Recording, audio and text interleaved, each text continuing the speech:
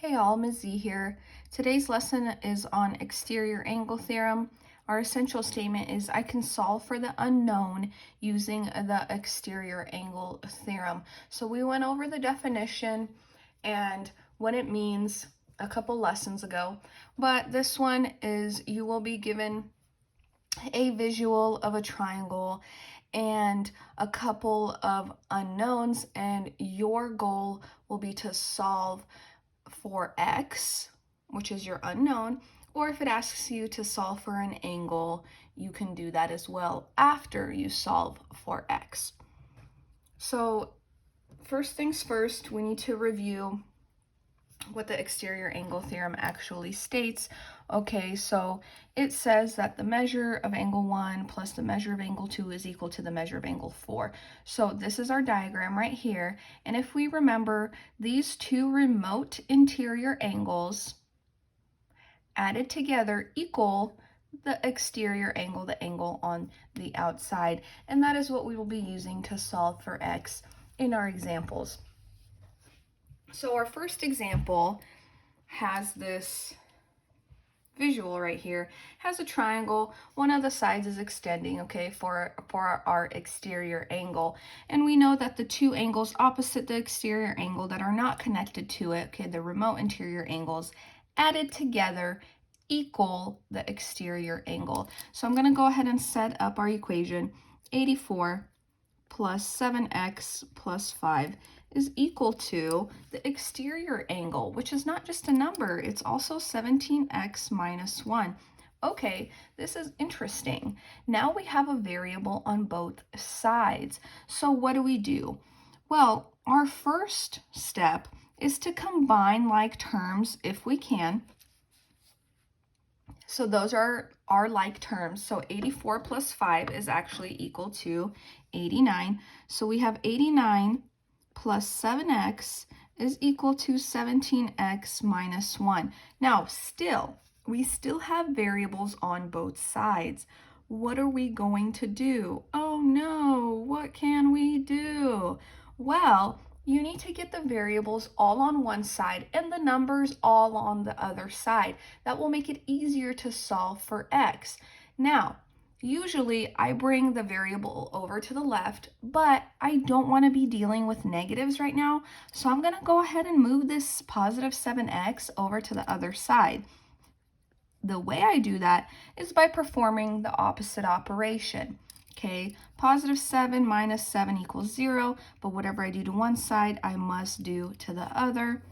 So here we have 89 is equal to 17 minus 7 is 10x minus 1. Now notice how I lined it up with the same term. Okay, this is a variable, this is a variable, so I lined it up together. I didn't subtract 7x from negative 1. I can't do that. This is just a number, this is a variable. That's why I lined it up like this, and that's why I subtracted it from the 17.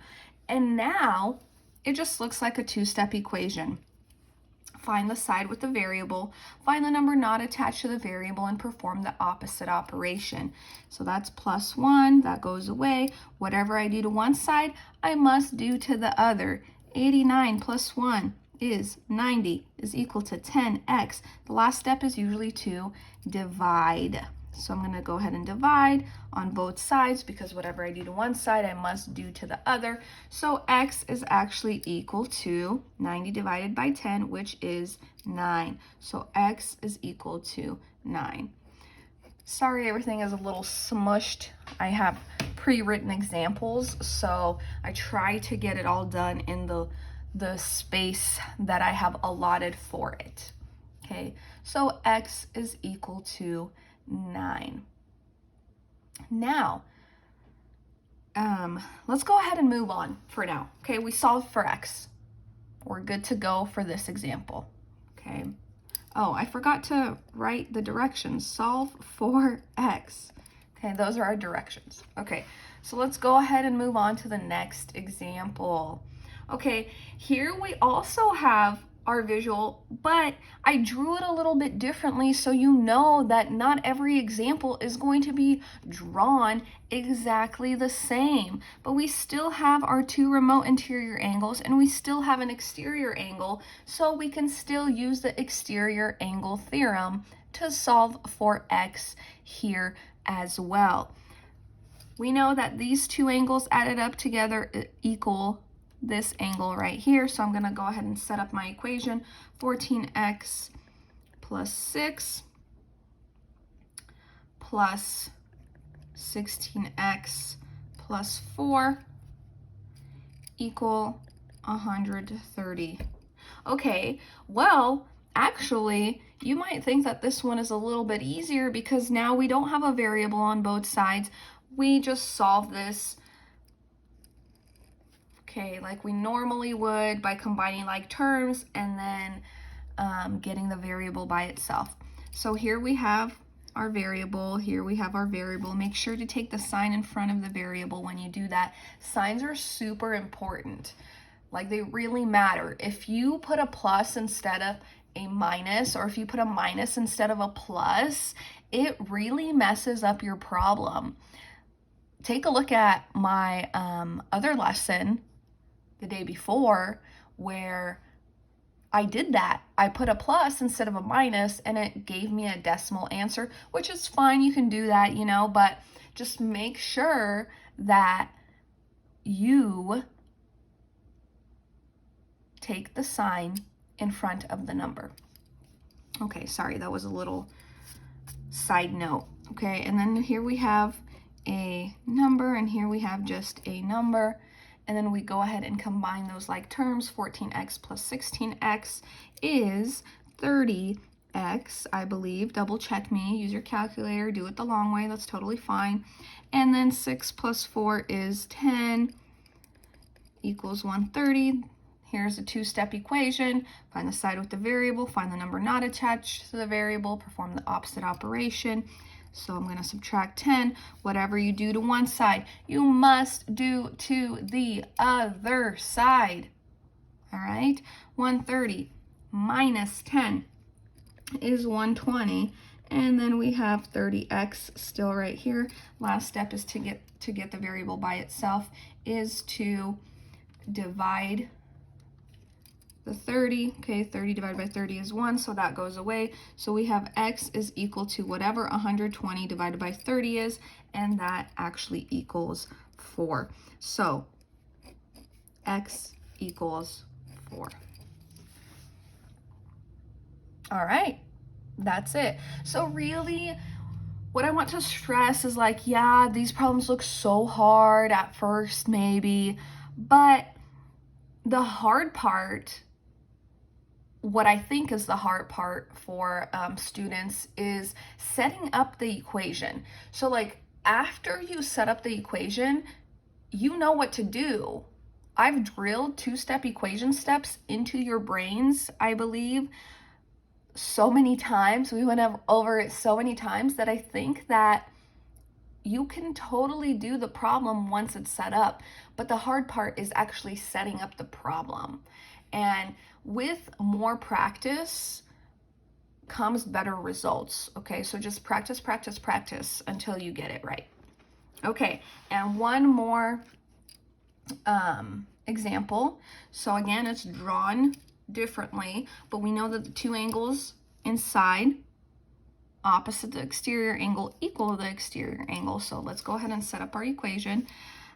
Here we have 57 plus 5x minus 1 is equal to 12x plus 7. Spaghetti-o. Okay, we have a variable on both sides. So first things first, let's go ahead and combine like terms.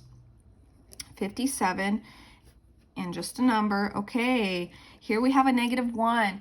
This is why it's super important to take the sign in front of the number, because now you're not doing 57 plus 1, you're doing 57 plus -1, which is actually 56, and then you did not use the 5x. And again, now we want to get all the variables on one side, all the numbers on the other side to solve for our unknown. And because I don't want to deal with negatives, I'm going to go ahead and get rid of this positive 5x. by subtracting it. Okay, it goes away because that equals 0, and then I'm going to minus 5x on the other side. So 12 minus 5. What is 12 minus 5? Well, 12 minus 5 is 7x, and then I bring down the 7, and here I have a 56. And now it's just a two-step equation. Find the side with the variable, find the number not attached to the variable, and perform the opposite operation. Minus 7, that goes away, that's 0. Minus 7, 56 minus 7 is 49. Double check me. Okay, and then the last step is to divide by the number in front of x because that equals 1, but whatever you do to one side, you must do to the other. And 49 divided by 7 equals, this one is, we can do in our heads, x equals 7. Okay, x equals 7. Now, plot twist, bonus round. Okay, I want, let's label this Z for Zaremba. Why not? Okay, that is angle Z.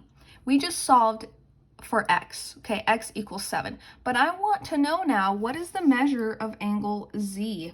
And how do I solve that? Well, you take what x equals 7, and you plug it in to x right here to solve for Z. So 5 times 7 is, dun dun dun, 35, minus 1 is 34. So angle Z equals 34 degrees. And that is how you would do that. If you have any questions, let me know. I'm here to help.